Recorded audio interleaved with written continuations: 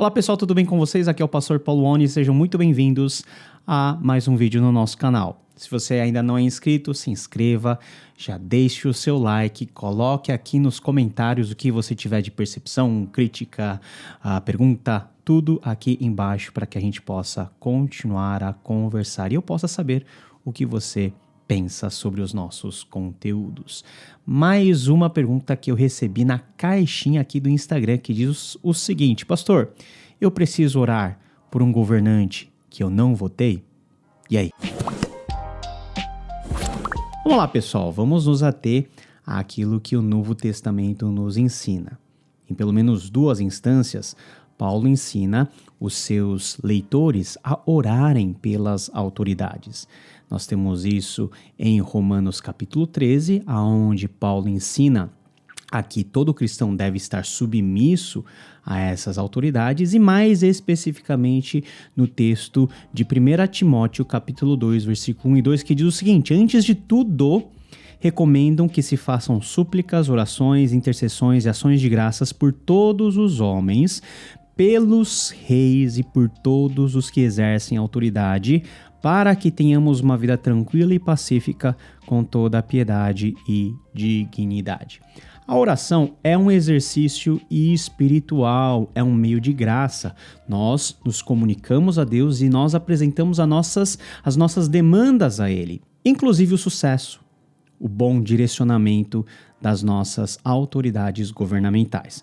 Paulo fala de reis e todos os que exercem autoridade. Dentro do nosso contexto, são todos aqueles que, por meio do voto ou por meio de nomeações, dependendo do cargo, estão aí na linha de frente da liderança política da nossa nação, que é constituída pelas unidades federativas, os estados e também os municípios, fora toda a administração e governo da União. Precisamos, sim, orar por todos aqueles que exercem autoridade.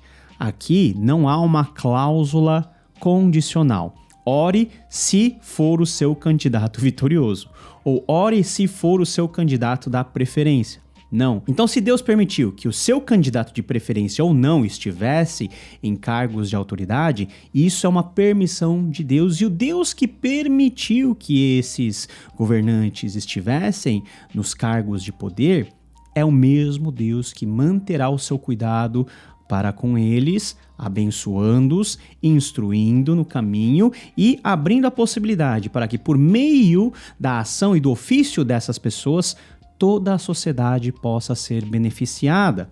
Veja só, para que tenhamos uma vida tranquila e pacífica com toda piedade e dignidade. É lógico que muitas vezes Deus permite que líderes ruins possam ocupar os postos de poder.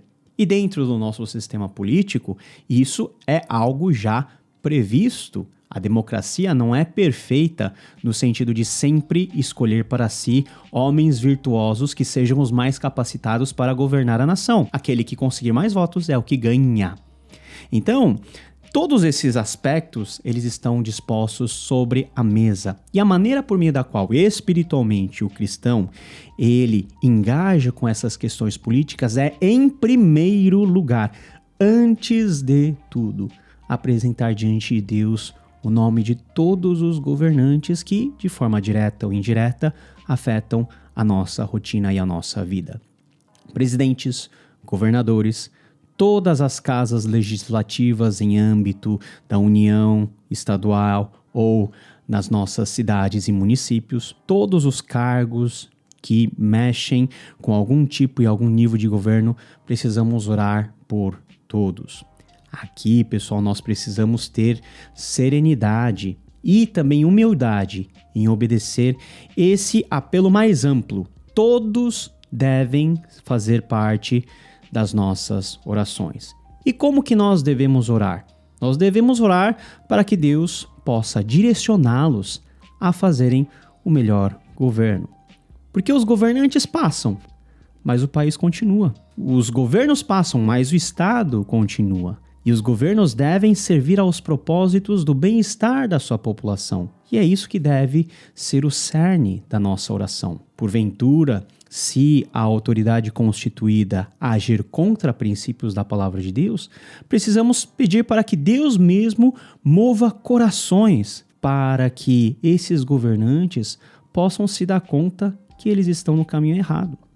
Isso é um passo conjunto à nossa própria atitude cidadã. A pergunta não fala, mas eu quero te dar um direcionamento. Nós precisamos orar como crentes. E ao mesmo tempo que nós oramos, nós precisamos ser bons cidadãos, exercer a cidadania que nos cabe dentro daquilo que nós temos como direito e prerrogativa conferido pela nossa Constituição, manifestando a nossa opinião, manifestando por vezes, a nossa indignação e os nossos protestos, tudo isso dentro do regime democrático não somente é válido, mas desejável. Mas como nós somos crentes, nós não podemos dissociar a nossa ação civil da nossa atitude espiritual. As duas coisas precisam andar juntas. E quer saber de uma coisa? Uma vida de oração saudável vai conduzir você a um exercício de cidadania consciente. Nós vivemos em tempos muito difíceis. No mundo dentro do qual nós vivemos, em que cada vez mais os polos e os extremos ganham força, nós precisamos de um equilíbrio que somente a nossa vida espiritual regrada em oração pode nos conferir. Não é que nós não possamos ter posicionamento político, mas nós precisamos ter equilíbrio e sabedoria para que diante de Deus nós possamos escolher pela alternativa que confira à sociedade um melhor e um maior ganho em termos de bem-estar, um equilíbrio que possa conferir à sociedade um maior grau de bem-estar, um equilíbrio que possa fazer com que as eventuais diferenças políticas não transbordem em ódio em relação a pessoas. Já dizia o apóstolo Paulo que a nossa luta não é contra pessoas, mas contra as potestades que dominam